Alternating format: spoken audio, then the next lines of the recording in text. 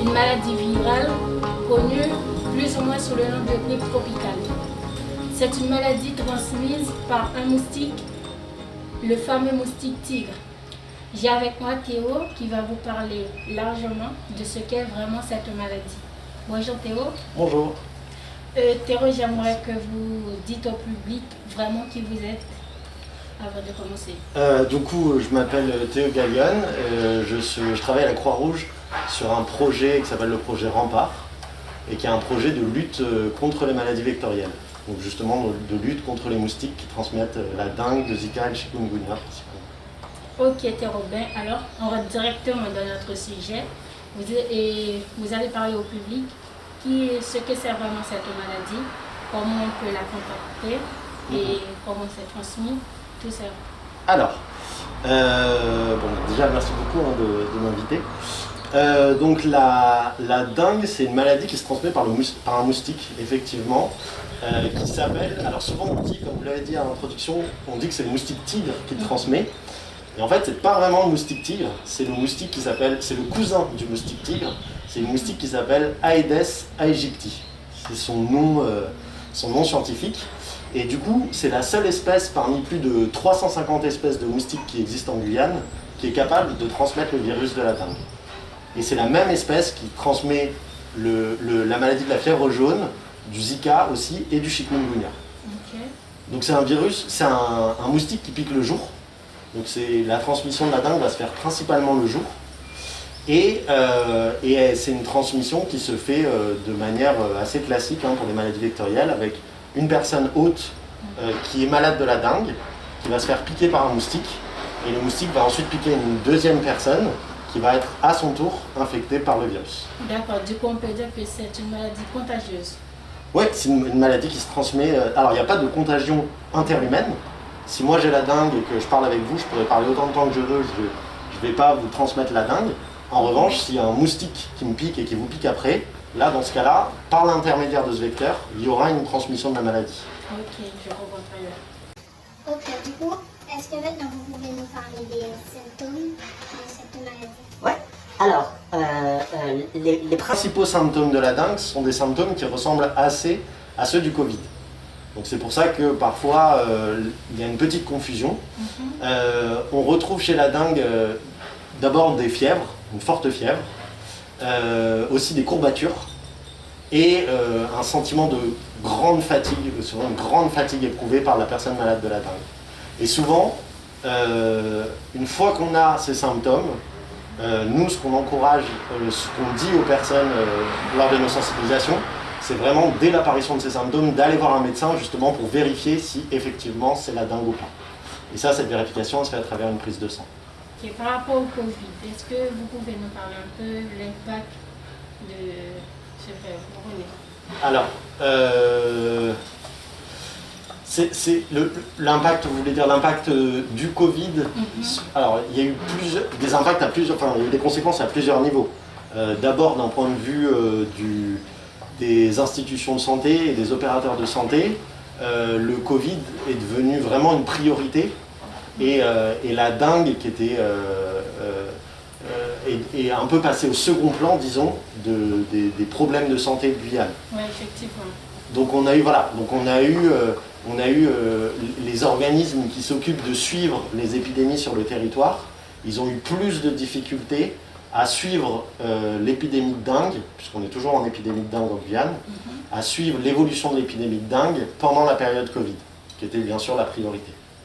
Ensuite, l'impact que le fait que les gens restent confinés chez eux, ça a eu probablement un impact sur la dengue, parce que ça signifie que peut-être que les gens ont plus le temps de s'occuper de leur jardin, et donc plus le temps de détruire les endroits où les moustiques se multiplient, mais aussi les gens sont restés plus longtemps au même endroit, et du coup ça a peut-être entraîné une multiplication des contaminations.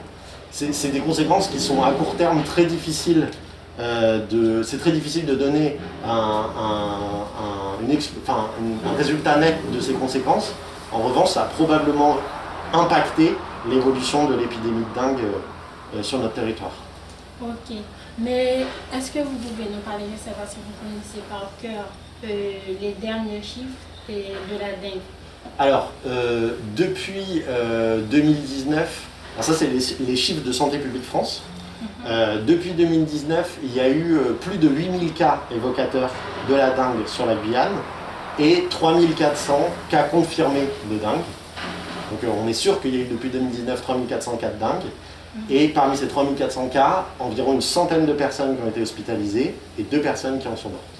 Ça veut dire qu'on peut dire que l'incidence de la dengue quand même progresse spectaculairement. Alors, on a eu une très forte augmentation depuis le début de l'année, au début de l'année notamment et au début de l'été de la dengue.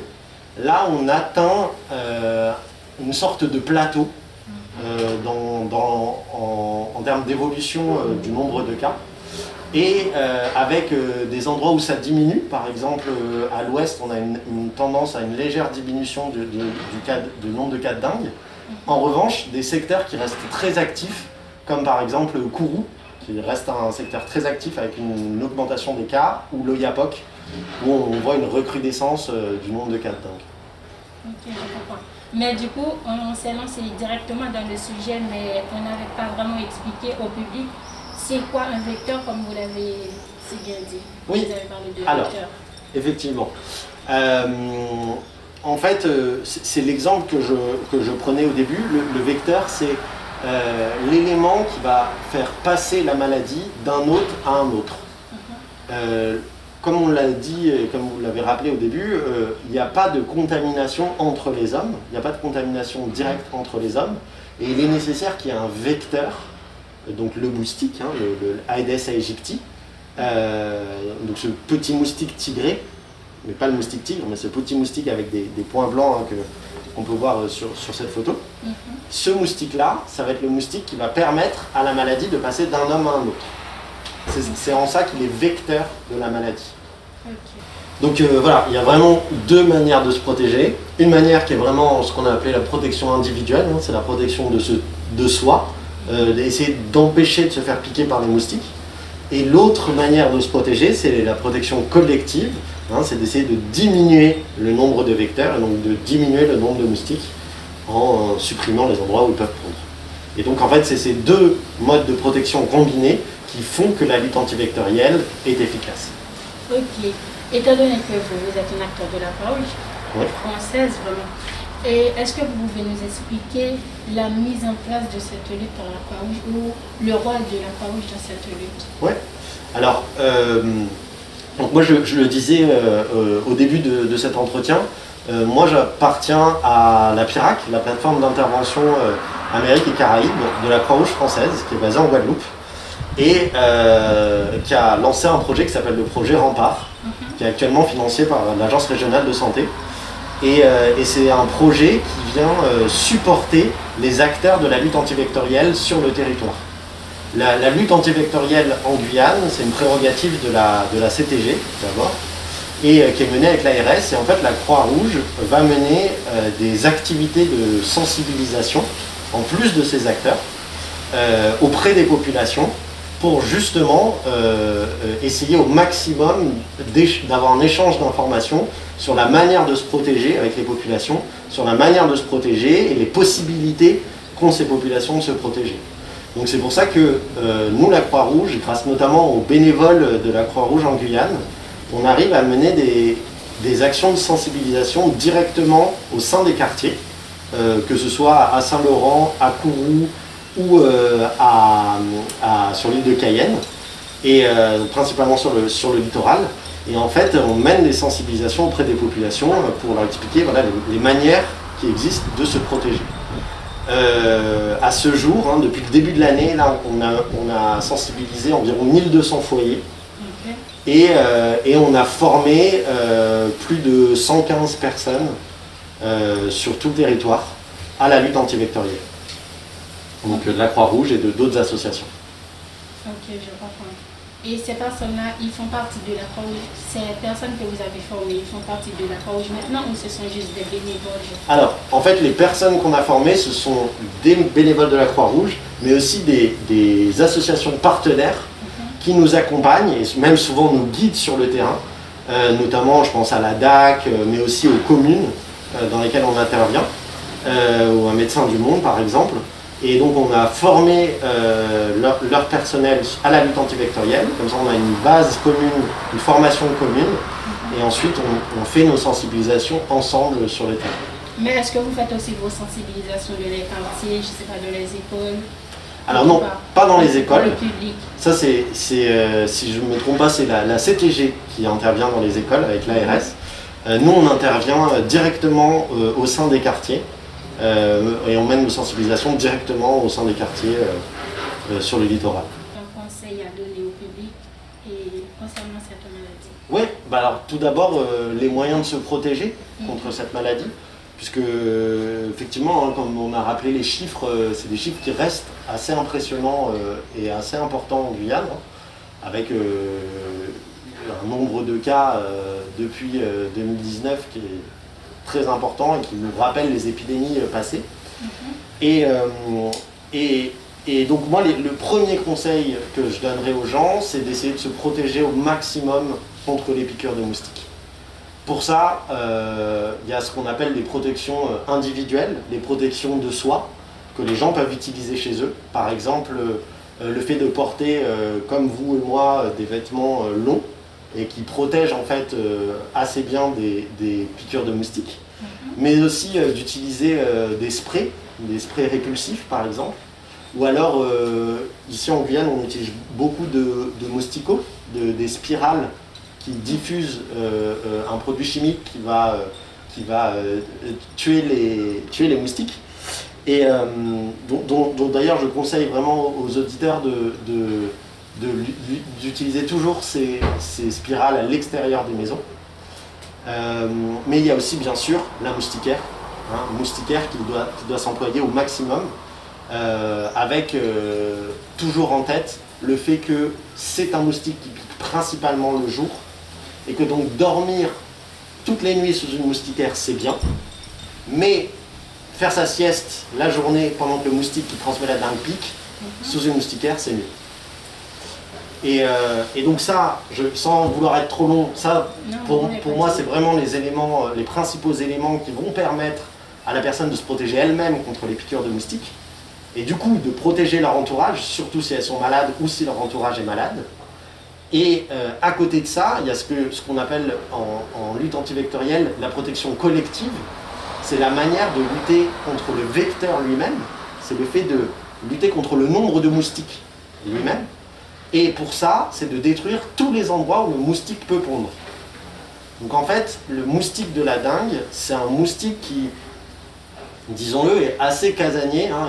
Il va faire entre une centaine de mètres, disons 150 mètres environ, entre l'endroit où il pond et l'endroit où il pique.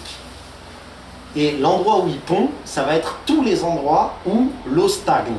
Que ce soit la canette, le verre d'eau, ou bien le réfrigérateur qu'on utilise pour récupérer de l'eau, ou le bidon, etc. Tous ces endroits-là vont être utilisés par le moustique pour pondre ses œufs.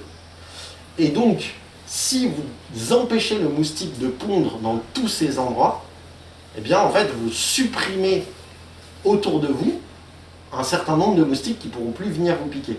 Et si vos voisins reproduisent les mêmes gestes en détruisant les endroits où les moustiques peuvent pondre, eh bien en fait vous éloignez la possibilité que des moustiques puissent venir vous piquer. Okay.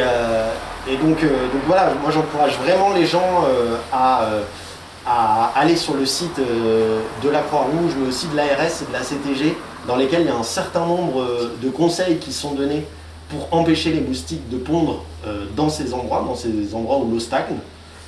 Et c'est notamment de mettre des moustiquaires sur des bidons, de mettre du sable par exemple dans les sous-pots des plantes, qui vont empêcher en fait les moustiques de pondre, et vont permettre de continuer à utiliser ces contenants d'eau. Ok. Monsieur Théo, mais comment on va savoir vraiment si on a la dengue? Parce que normalement, ces symptômes, on les reconnaît pour d'autres maladies aussi. Par exemple, le Covid, la fièvre. Quand on a le Covid, on a la fièvre aussi, on a les couvertures. Oui. Et comment on va savoir réellement si c'est la dengue? Alors, La première chose que je dirais, c'est que tous les conseils que je viens de vous donner pour vous protéger contre les moustiques, qu'on ait la dengue ou pas, il faut les appliquer. Parce que c'est eux qui vont qui vont faire en sorte que la dengue recule sur le territoire et qui vont empêcher la propagation du virus. Ensuite, pour différencier les deux, effectivement, c'est pas toujours très simple. D'ailleurs, à ce propos, je vous propose ce tract qui a été édité par l'ARS et justement qui différencie la dengue et le Covid, donc qui présente les différents symptômes qui sont en fait des symptômes assez similaires entre les deux maladies et la nécessité pour les deux maladies en fait de se faire tester pour savoir la maladie qu'on a. Avec bien sûr dans les deux cas un certain nombre de dispositions que le malade doit prendre pour éviter la propagation du virus. Ok. Ben merci. Merci Théo, merci d'avoir été là. Merci d'avoir participé avec nous. D'accord, ben merci Théo. C'était un plaisir de vous avoir parmi nous et c'était vraiment plaisir parce que moi j'ai beaucoup appris, moi personnellement. Et j'espère que le public aussi a appris et j'espère aussi que le public va mémoriser vos conseils et pratiquer. Je vous remercie. Merci beaucoup. Bon, on se dit au revoir et à une prochaine fois. Parce que j'espère que vous, cher public, vous allez laisser vos commentaires et Théo sera toujours là pour répondre. Oui. Et on a d'autres spécialistes qui sont là pour répondre à vos questions. N'hésitez pas à laisser vos questions sur d'autres sujets aussi, sur la dengue. Et nous, on sera là pour répondre. D'accord, on se dit au revoir, à une prochaine.